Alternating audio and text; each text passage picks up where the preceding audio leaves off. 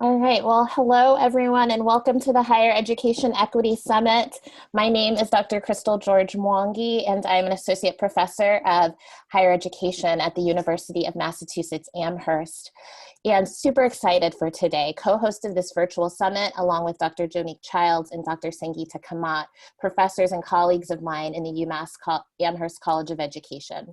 We're so excited to facilitate 3 great events today that comprise this summit. And thanks to those of you who joined our earlier event, keynote talk given by Dr. Gerardo Blanco. As a reminder, all of today's summit activities reflect the theme, Navigating Local and Global Priorities to Achieve Success. The theme was conceived by the Researching Diversity, Inclusion, and Student Success Project, also known as ARDIS, a research team that I lead comprised of scholars from England, Ghana, India, Ireland, South Africa, and the United States. Over the past year, our research team has worked to comparatively approach how higher education systems in different areas of the world are pursuing diversity, equity, and/or inclusion for student success in their policies and practices. One of the main commonalities found across the country contexts were the tensions that can exist between prioritizing local community needs in tandem to responding to global pressures in higher education. As part of the research project, team members have hosted events in their home countries that connect to this global local higher education theme. And although we're presenting virtually to you all today, this event reflects the US team members' theme. The ARDIS project is funded by the Worldwide Universities Network, WUN, a global network that harnesses the diverse strengths of 23 comprehensive research universities spanning 13 countries on 6 continents to advance the frontiers of higher education and research. In terms of logistics for today, if you use Twitter, please feel free to tweet comments, reflections, live tweet, etc. throughout the summit to hashtag HighEdEquity20. And here are the Twitter handles of the facilitators and panelists for this component of the event. For this panel session, we'll start with a few initial questions to our panelists from our moderator, and we'll then open up to comments and questions from you as the audience.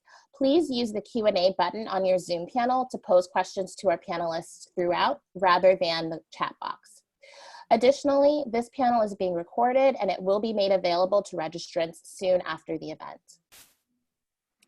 Before starting today, again, I'd just like to thank our co-sponsors, the ARDIS Project, Worldwide Universities Network, UMass College of Education, International Programs Office, Center for Student Success Research, and the UMass Undergraduate Student Success Office. I'd also like to thank the doctoral students who have really helped to get this event off of the ground for today. And then lastly, to our audience, we currently have a large number of you all joining us today. Ramadan Kareem to those who are observing today as the first day of Ramadan. And I'd like to thank all of our audience members, panelists, speakers, and facilitators who are joining and choosing to engage with us today. COVID-19 has changed higher education institutions as well as our individual lives tremendously over the last few weeks. And despite this, we still chose to host this event, but we recognize that it's really special that you chose to spend your time with us. So I'm going to go ahead and turn things over to our moderator, Dr. Kamat, who's going to go ahead and get us started with the panel. And I'll go ahead and share the screen so that you can read our panel bios. So Sangeeta, you're welcome to go ahead and start, and then I'll pull up the slides in a moment. Thank you very much, Anna. Crystal, I've got Anna's bio here to read out, so that's what the name popped out. Sangeeta. I also just want to give a very warm welcome to everyone. We're unable to. Oh, we're not able to hear me? I think Anna could, right? Others could. Okay, now you can? Okay. So just thank you to Crystal, and a big, big thank you to our panelists for joining us, at this very, very difficult time, and to all of you as well, participants who have made time to be here with us today. I'm a faculty member in the International Education Program at the University of Massachusetts Amherst, and I really had the privilege of working with all of our 3 panelists today, which is, phenomenal that we could bring all of them, together. Though they're now in different institutions, doing different work, but we've had an opportunity to work with Dr. Amer Ahmed and Anna Branch, while they were here at UMass Amherst. And then we have our very own Dr. Kalpen Trivedi, who, I will also be introducing. So let me do a very quick, there's actually a lot more than what is on the slide. So I'm going to try and also cover some of the things that are not on the slide in terms of their bios.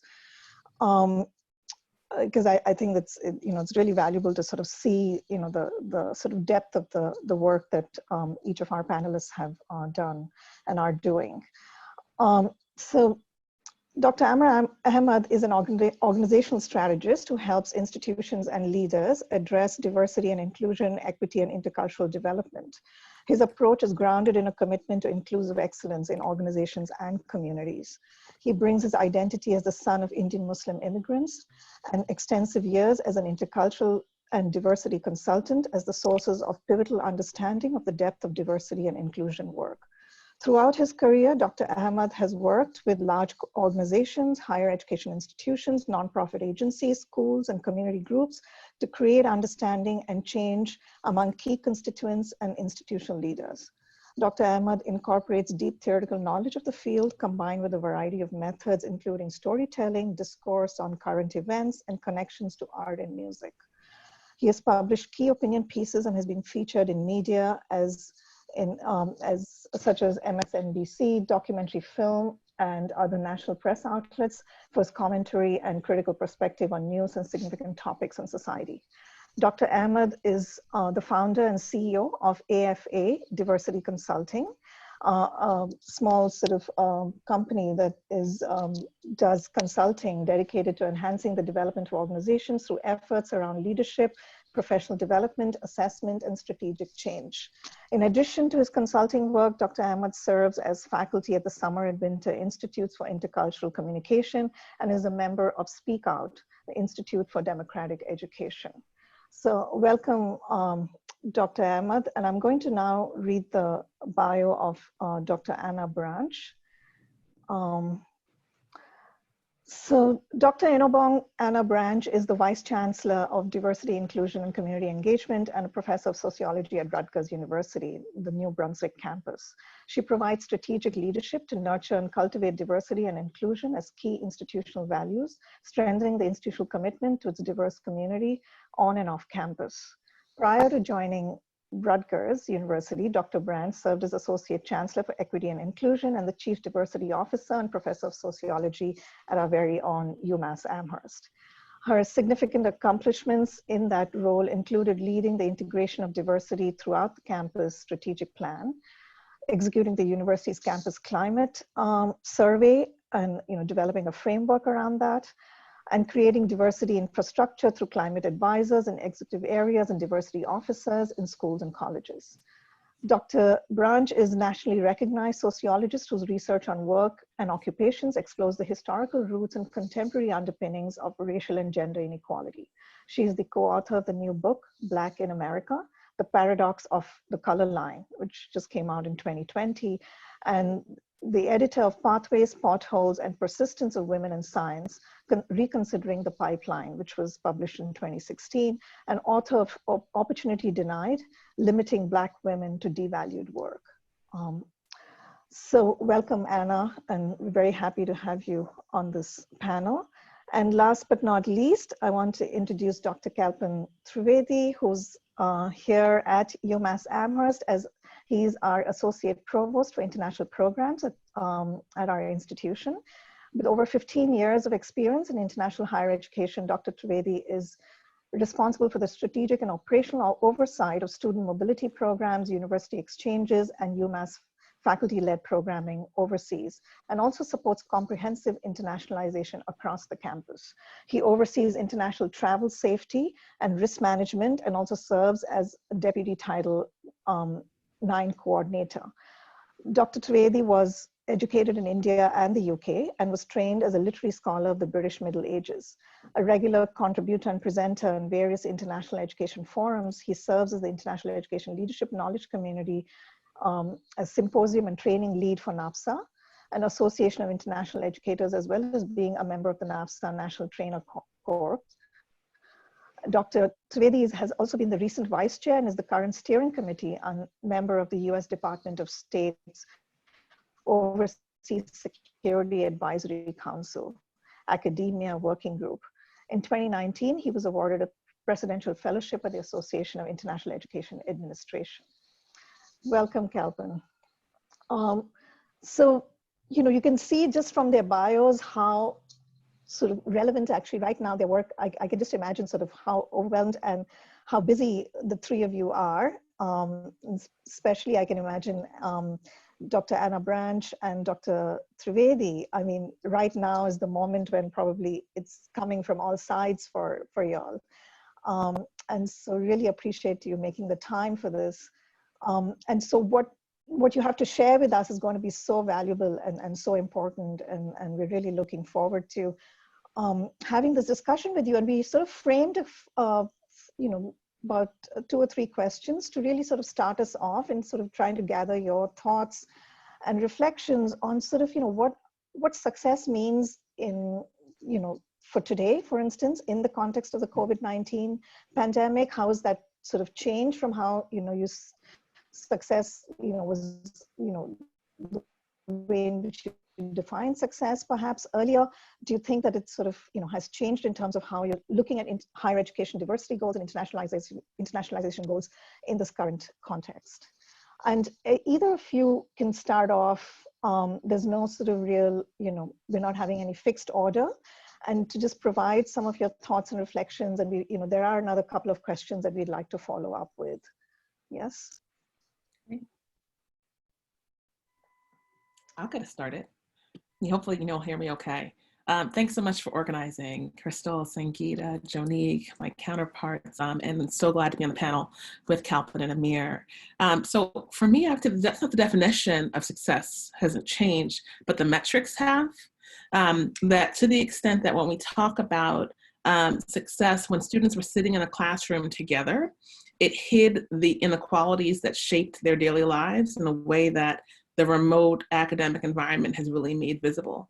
So there are a lot of concerns that we just weren't talking about that were mitigated by kind of on-campus residents, core concerns around housing insecurity, food insecurity, those elements that contribute to success that the university setting hid. And so it's creating a broader conversation about what is the institutional responsibility to thinking through the conditions that ensure student success. Yeah, I think I would follow on from what Anna says. Absolutely. I think that a lot of the underlying premises of success have not changed, right? So from an internationalization, globalization perspective, prior to the COVID-19 crisis, I don't know, 10 years ago, I would have said something like, we want a campus community that is truly engaged with each other in all its diversity, a campus that doesn't shy away from difficult conversations and can have them in a respectful and constructive way, international engagement at every level of staff, students, overseas partners. Those things in and of themselves have not changed, but how we think about them are necessarily going to change from prior to dealing with the fragmentation and disruption that COVID-19 and the response to COVID-19 has brought. So, I mean, for me, the big challenge as I think ahead to the next 3 months, 6 months, 1 year, is how do we not let our response devolve into, parochial barriers, petty nationalisms, the way in which nation states have responded by closing borders and boundaries. And while with good public health reasons, I'm not sort of debating the why and the wherefore of the response, but rather thinking about the impact that that's going to have in terms of undoing some of the things that we've taken for granted. On the flip side of it, I think one of the things that I think is probably a hidden silver lining is that for a very long time, certainly those of us in international education, but universities as a large, have used mobility as the key benchmark for internationalization goals, a sort of shorthand almost, that just by moving people from one location to another, that will result in engagement and equity and some sort of, magical osmosis of intercultural competency.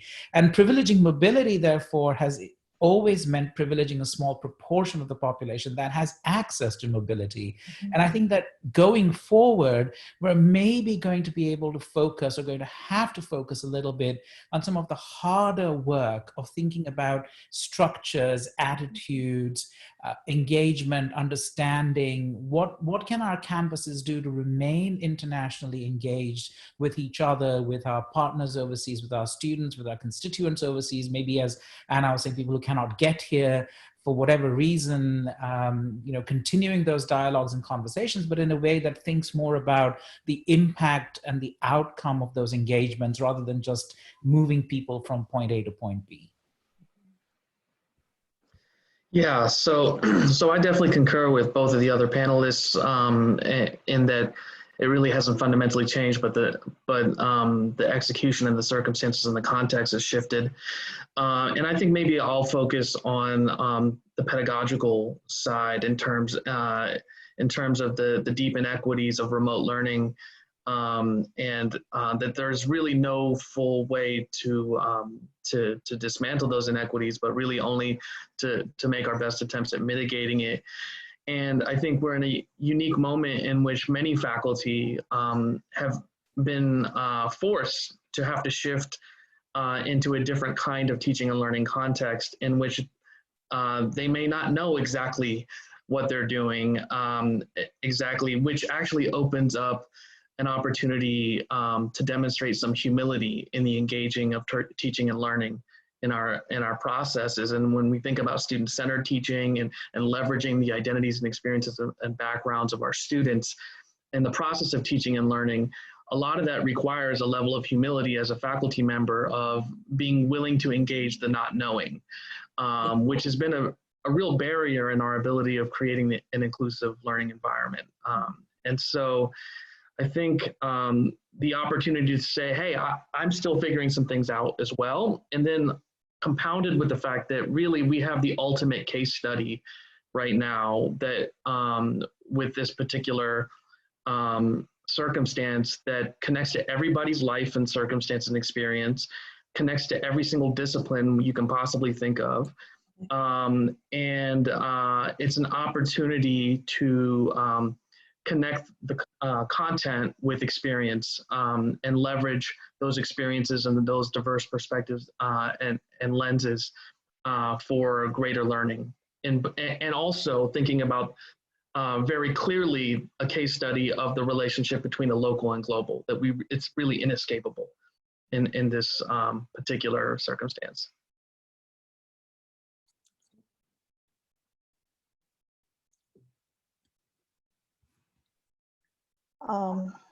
In some ways, what you're pointing out is also like the paradox and the contradictions now that are sort of really at the surface. And in some ways, the whole sort of closing of the borders or making mobility so much more difficult, which is sort of seen as a key sort of foundational sort of basis for internationalization, we need to sort of rethink sort of how internationalization sort of really can take place, right, in new and creative ways. And another way sort of, Kalpen, I hear what you're also sort of pointing out is, saying that maybe it's going to, level the playing field in some way, that certain groups that otherwise never had access to this kind of mobility might have new opportunities for being sort of, part of an internationalization initiative or effort. And maybe universities can be sort of at the forefront of thinking about some of these things. I mean, I'd love to hear some follow-up thoughts or comments from each of you on this. So I'll start very quickly, Sangeeta. So interestingly, right before all of this COVID-19 hit, one of the things that the presidential fellowship from the AIEA that you mentioned pairs me up with another campus, and we were doing some benchmarking.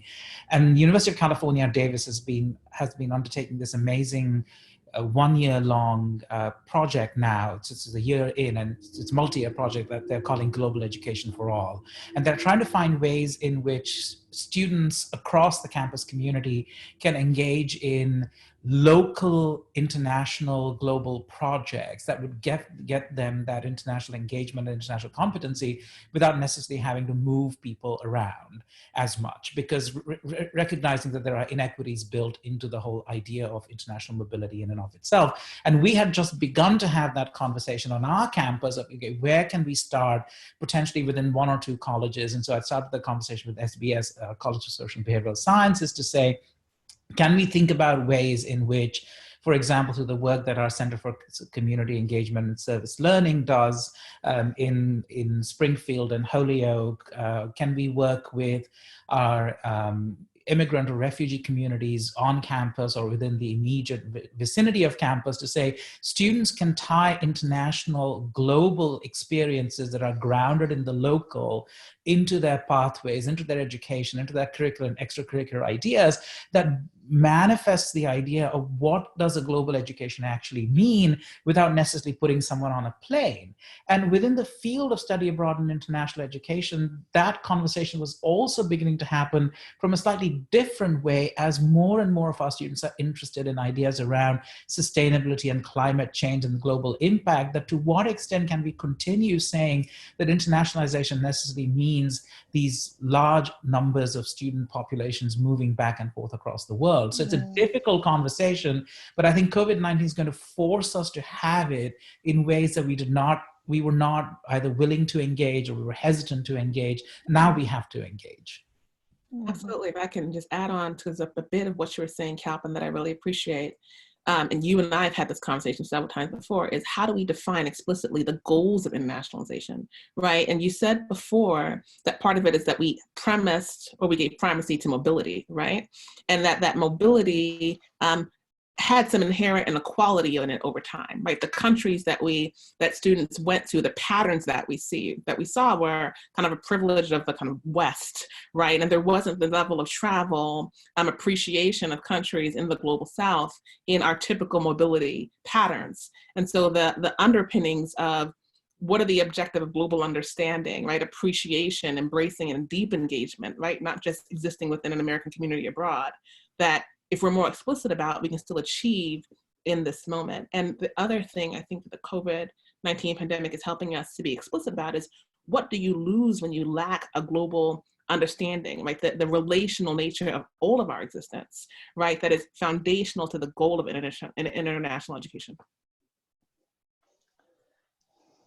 Yeah, so just to build on everything that's been said, but I want to kind of root it in my professional experience, which is as an administrator, which is that, we have this structural divide of kind of U.S. diversity, equity, and inclusion, and global and internationalization in higher education. And first of all, we have to unravel the historical trajectories behind these two fields, U.S. diversity tending to come more out of civil rights and access and equity and inclusion language and discourse and experiences in the United States, and internationalization really being an experience that's been historically available to people with historically more privilege and access, and you've seen deep inequity in terms of who's had access to those experiences, as was mentioned, but that also translated into the kind of concepts that underpin the fields. As Kalpen mentioned, the internationalization has talked a lot about intercultural competencies and skills. There hasn't been much of an equity and social justice lens to that work, and which would have been very inconvenient and uncomfortable for many of the privileged groups who were engaging in those global mobility experiences, oftentimes to Europe. And for myself, I went to South Africa, shortly after apartheid. It was a very different experience thinking about social justice and so forth as related to a global experience. And what I later came to understand how unrepresentative that was of the way in which that work happens. And then over the last decade or so, as we've had this conversation around internationalization, globalizing higher education, there's been deep distrust in a lot of sectors of diversity, equity, and inclusion work, kind of the perspective that all these resources and focus, and of course the tuition dollars of international students, all that energy at the expense of diversity, equity, and inclusion. And really that's the trajectory, and because we've had this bifurcated structural reality without really thinking about it synergistically, has prevented us from being able to see the missed opportunity of thinking more holistically about this, and then translating that into our practices and how we actually functionally go about doing that work. And so therefore, it creates an understandable reaction from many people who are deeply committed to US diversity, equity, and inclusion. And really, that's the trajectory we were on until University of Missouri, in which suddenly chancellors and presidents and folk realized, oh, this could take my whole administration down. I better pay attention to the fact that this work of diversity, equity, inclusion is critical for the future of our institution. And so the pendulum has kind of been swinging back, and I think now we have, again, this moment creates a unique opportunity for us to think fundamentally differently. But it requires level on the theoretical level, the practical level, and the structural level for us to be able to have these conversations and then translate it into what we actually go about doing in our institutions. Absolutely. And I just want to echo back to a point you made about the need for partnership. Kalpen and I, when we worked together, attended a really phenomenal symposium, and it was the Diversity Abroad, Kalpen? Yeah, the CDO SIO, at which Amer spoke. Yeah, and so yes, so we've been, at least we've been thinking about these synergies for a while, and so I don't know if Sangeeta, this was part of your design, but you sort of brought a panel together. That's really fabulous. That's but great. part of that conversation that I just wanted to echo a bit to the point you're making, Amer, is that while institutions at the big I level have struggled with the relationship and the synergistic understanding between diversity and inclusion and internationalization, practitioners at different levels have understood it as critical to the work they do. And at institutions across the country, in forums like the one Kalpen and I attended, we're articulating how are the goals of diversity and equity and inclusion on our campuses embedded and impossible to achieve without a purposeful inclusion of internationalization at all levels in our conversations. Well, I will say that that's a relatively new phenomenon, and it's happening in pockets, and it's not systemic in higher education. I think AAC&U is trying to get at it, and there's only a few institutions that really, as an institution, like you say, the big I institution. I'm doing some work with Dickinson College that's really committed to going down that path, and but historically, it's not been there. And I think we also have to acknowledge structurally, diversity, equity, inclusion historically in many institutions was in student affairs, and international education and work was happening in academic affairs. And that also created a power dynamic and deepened that bifurcation that was happening, and distrust and so forth. All of these things have to be overcome as we think about the big I institutional strategy around how we create synergy around these things. I mean, at the risk, Sangeeta, of anticipating one of your questions that you had given us as a prompt, I think we could, advance this discussion by, what Amer is saying is absolutely right. And one of the ways in which, certainly at UMass, we've tried to bridge that when Anna was here, and still to this day with the structural cooperation between the International Programs Office and the Office of Diversity, Equity, and Inclusion on the one hand, but then also between IPO and Student Affairs on the other, through shared staff, shared programming, some shared financial sharing of, program budgets and people, that we're really trying to sort of break that boundary away between how we think of local diversity or domestic diversity and international inclusion, international diversity. I mean, I would say that at some level, we've got to think about it in terms of the lived experience of inequity and marginalization, right? That the structures and the causes of inequity or exclusion or marginalization in the US or South Africa or India or Chile might be different, but the lived experience of the individuals within those of marginalization, of exclusion, of inequity is not that different. And this is not just some sort of hokey equivalence, as it were, but that we need to think that what is global is local somewhere. And so if we're working towards those goals and those outcomes on our campus, we can't think of it as a zero-sum game, that we advance equity and inclusion in this space, but not in this space, because that undercuts the whole notion for the big I institution of what it's trying to achieve. Kalpen, I think you make a really important point, and part of why I keep sharing this history is because I think it's where a lot of the barriers are, and for a number of institutions. And so I know my experience, when I would engage a lot of folks in international work, and we would talk about these equity issues, especially with some of the language we use in diversity, equity, inclusion, especially as related to race, it would get dismissed and poo-pooed as, well, that's a very US conversation. And, so there's two pieces to it. One is that, I understand that there's a global racism that exists beyond the United States, but many people from various places, that's not the language they've necessarily used. And so what I've tried to share with folks is that I'm not attached to the words that we're going to use, but I'm attached to the phenomenon. That, like you're saying, this common reality around structural inequities. And let's talk about historically based systems of inequity that exist in some way, shape, or form in every context around the world, so that we're not, kind of sidestepping the equity lens and the equity conversation in the name of, well, that's a US specific conversation. So therefore, because I'm a Brazilian and we don't use this word race, or that I'm Indian and we don't really have, well, if you're Indian, well, let's talk about caste, and let's talk about, some other forms of inequity, and what's similar and different about the way that functions in your context in relationship to another.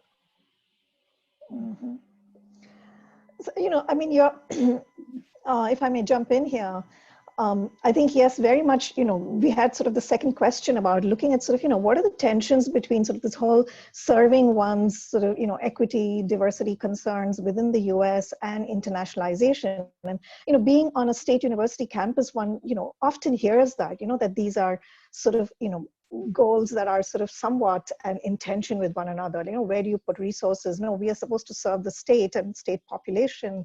And, feeling like one is always having to sort of, sort of walk that sort of, tightrope on that. And now all of you are saying is that, no, we are at a new moment maybe. And those of us, I think, who've been working in the sphere of international education or, through sort of different kinds of networks and collaborations, for us, this has been a long time sort of coming, this realization that these are all actually interconnected. Right, and the global and the local is very much intertwined with the international, and it's sort of in a sense we're just not able to make it sort of apparent to sort of the constituencies. And now you're saying, oh, this is going to be it's going to be sort of so something that is one cannot sort of a reality that everyone is going to sort of recognize and confront and have to sort of recognize and sort of bring the global into the local and the local into the global and see these. And so you're saying this moment actually presents an opportunity to break down these kinds of boundaries and these kinds of divisions, and to really be able to work out new kinds of pathways, right, that bring these together. So this, it's very a hopeful kind of actually lead that you're giving us here, in a time when everyone feels really overwhelmed with sort of, and a sense of fear and hopelessness about sort of how our institutions are going to reckon with this moment, and, what are they going to sort of move into. So, this is really fabulous. And, in terms of sort of saying that, no, this is actually going to give us an opening to do things that needed to be done. And, institutions needed to recognize, and now we can bring everybody to the table to kind of sort of, recognize and work together, right, on these. So, and, Amer and, all three of you pointed to sort of saying, there's the sort of more, conceptual, theoretical or ideological, sort of the structural, and there's kind of policy and sort of, frameworks or, financial frameworks, etc., that are often barriers, right, that have functioned as barriers or obstacles to sort of bringing these worlds together. And so I want to sort of move us to that sort of, which was really our third question. In a sense, the World Universities Network, this very network that's formed, is about saying, no, we need more cooperation in the higher ed system, right? We have functioned on the basis of really competition, but what we really need, that can really help us solve all kinds of global problems and global issues is, to have models of cooperation and inter-institutional, inter-regional, etc. And the WN, in a sense, is, I think, a sort of, an initiative in that direction. So can you sort of share some of your thoughts and sort of also, your own experiences and things that you think could move us into a direction where individual institutions are not simply competing with one another, but are going to be able to cooperate and share resources? And this came up also in our previous keynote with our keynote speaker, Gerardo Blanco, also talked about saying we need to really move away from this competition model, right? And that it's kind of a race, to the top, right? And that we need to move towards a model of cooperation. And this, again, is something that's becoming crystal clear in the context of the pandemic. So I'd like for you to offer some of your thoughts on this, this issue around cooperation and collaboration. How can we really sort of realize this?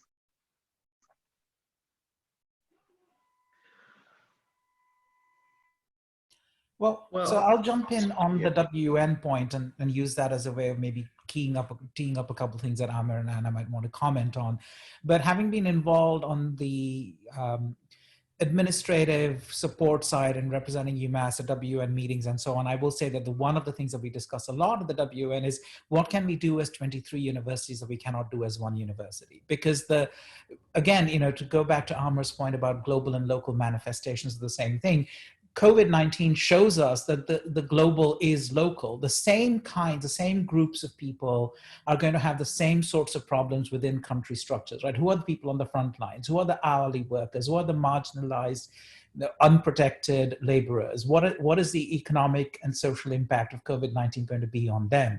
And then when you think back out to them, who's going to develop the vaccine? And you think about the enormous worldwide cooperation that is going on right now between epidemiological and virology groups across institutions, across the world, who are racing to develop a vaccine. That's not being done individually. It's not being done in silos.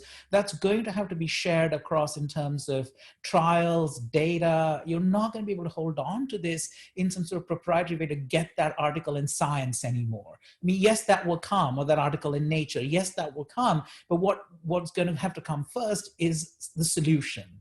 So one of the things that I think we've got to be thinking about is how do we harness the power of partnerships, global partnerships across educational networks.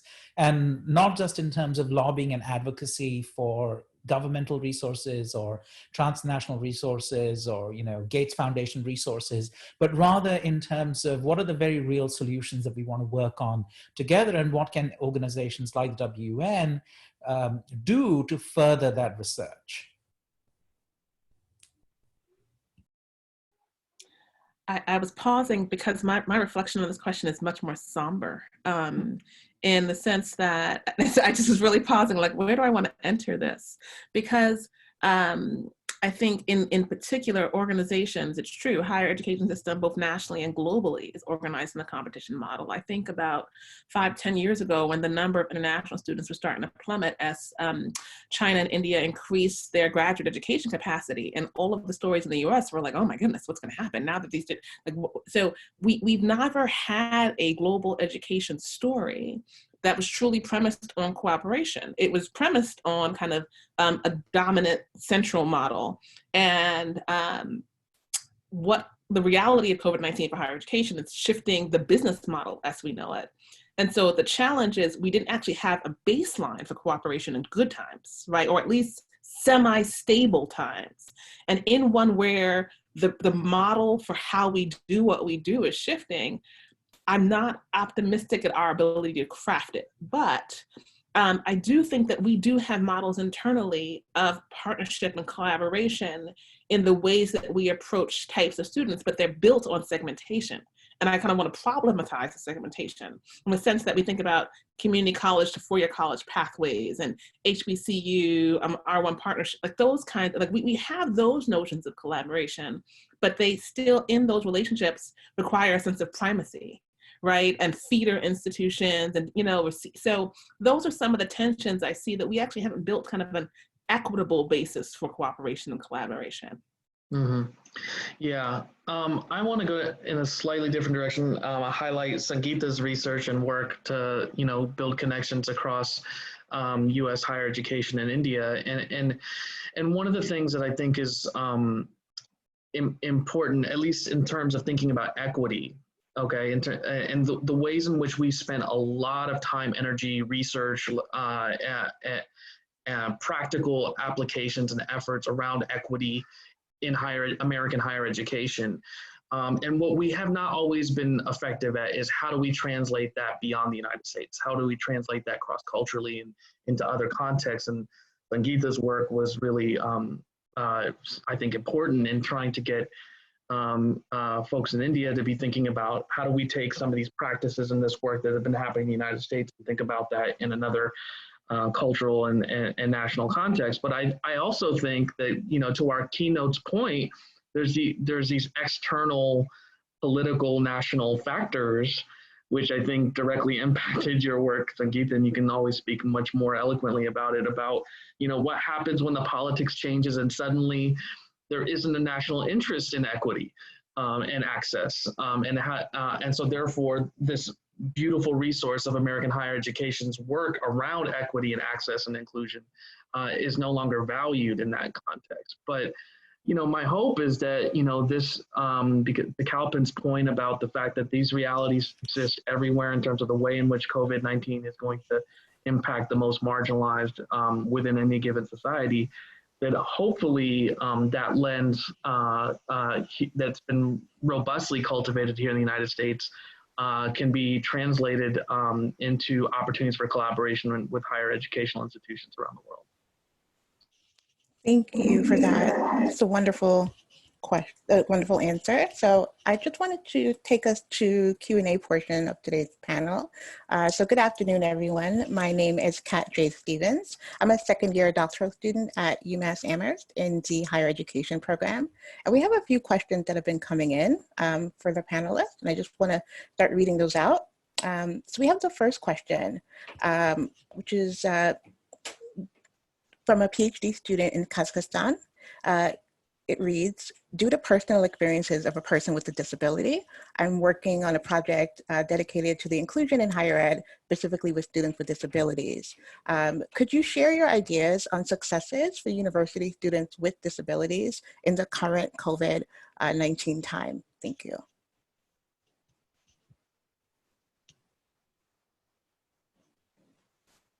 And this is for the entire panel.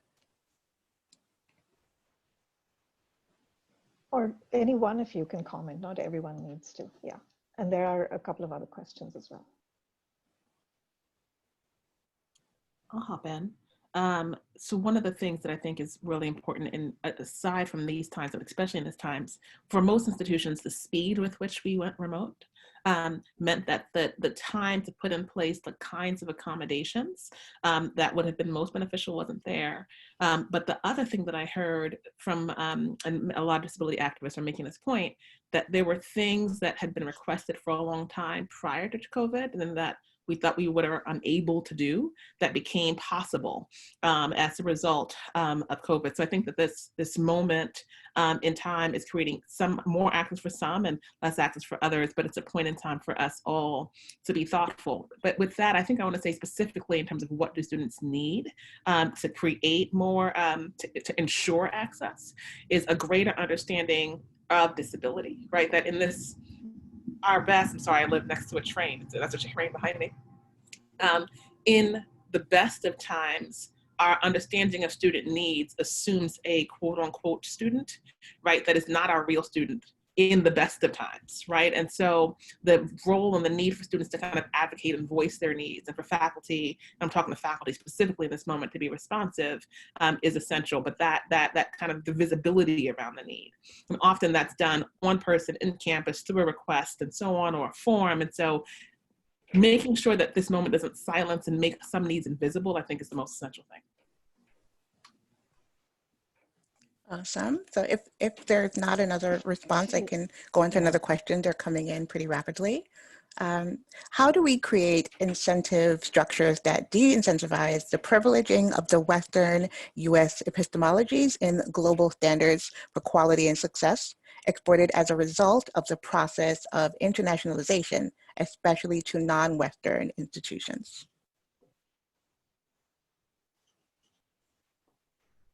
I can take a stab at that to start. So I think that's a really interesting question and a crucial discussion to be had. I think some of this is going to have to be driven by conversations within other countries and their university structures, and those conversations are beginning to happen, right? So again, if you think about the way in which universities in South Africa are having conversations around what it means to think about equity on their campus, in their campus communities, or who has access to education, the stratification of different types of institutions. So there are, South African institutions are used to be classified in terms of, English-speaking white universities, or universities for coloreds, or universities for Black South Africans. And those barriers are beginning to break down because within South Africa, those discourses are being problematized. Similarly, in India, I think questions around, and Sangeeta can talk way more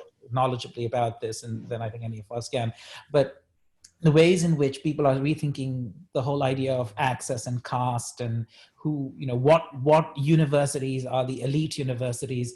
I think those, to truly sort of de-incentivize or not, I guess not but to topple the Western notion of excellence, those conversations are going to have to come naturally from countries and systems themselves. And I think we're going to have to be receptive to those conversations, but I don't know that we can go in there and say, let's help you have these conversations, because then we're replicating the problem that we're actually trying to solve.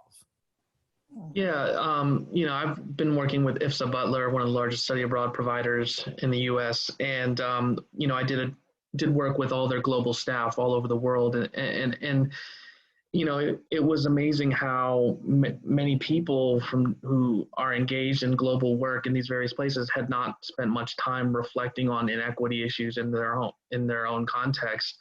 Because in the absence of that, what ends up happening is Americans abroad telling others who they are, who they think they are. Showing up to Mexico, showing up to Brazil and saying, well, this is racism because I see who's in the favelas and the barrios, and I see who the elites are. We need to be able to say, we need to have people in various contexts around the world having a robust desire to engage those issues in a meaningful way, so that there can be pushback and say, yeah, well, here's what's similar and here's what's different. And let's have that conversation, and let's acknowledge colonial relationships and historical context as related to these issues, so that we can have things that translate, that are meaningful on a local level and a domestic level, that doesn't feel like simply Americans telling other people what we think we see, and that is somehow reality. All right, thank you so much. So the questions are coming in, they're really wonderful. We only have time for one more question. I will let you know that you can email the panelists if you want to follow up with questions, and then we can send you their email addresses as well. So the final question that I'll be reading is, you mentioned how post-secondary institutions are waiving their traditional forms of assessment and reconfiguring their approaches to teaching and learning during this challenging moment. What are your suggestions or recommendations on ways that post-secondary institutions can restructure their approaches to measure student success and learning moving forward?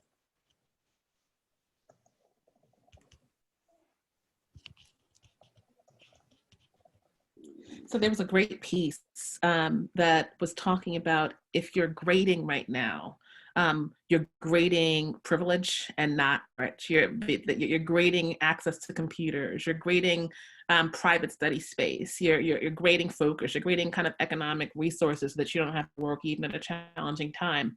So I think that context around what we're grading is fundamentally in equal circumstances. I started out by kind of acknowledging that what we understand success to mean has kind of been laid bare at the moment.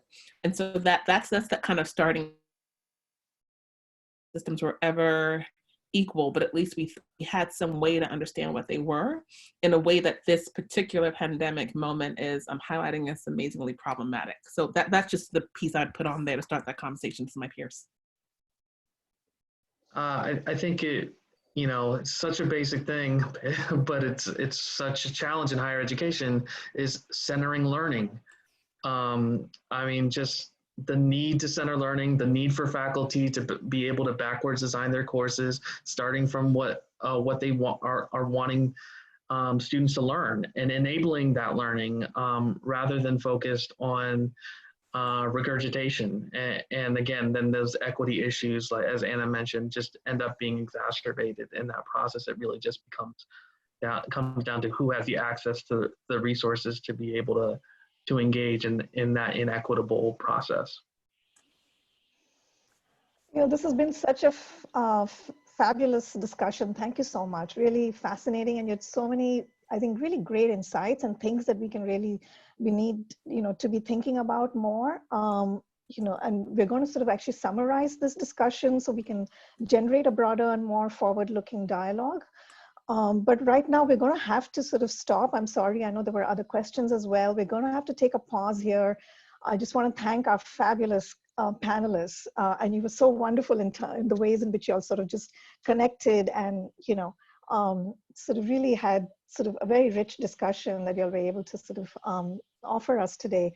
So I want to thank our panelists because we're going to basically take a 5-minute break and move into our breakout sessions, which are an opportunity for you to continue, for all of us to continue these discussions in more deeper ways in these breakout sessions. And I know various people have signed up for different topics. There's like 4 topics at least, right, Crystal?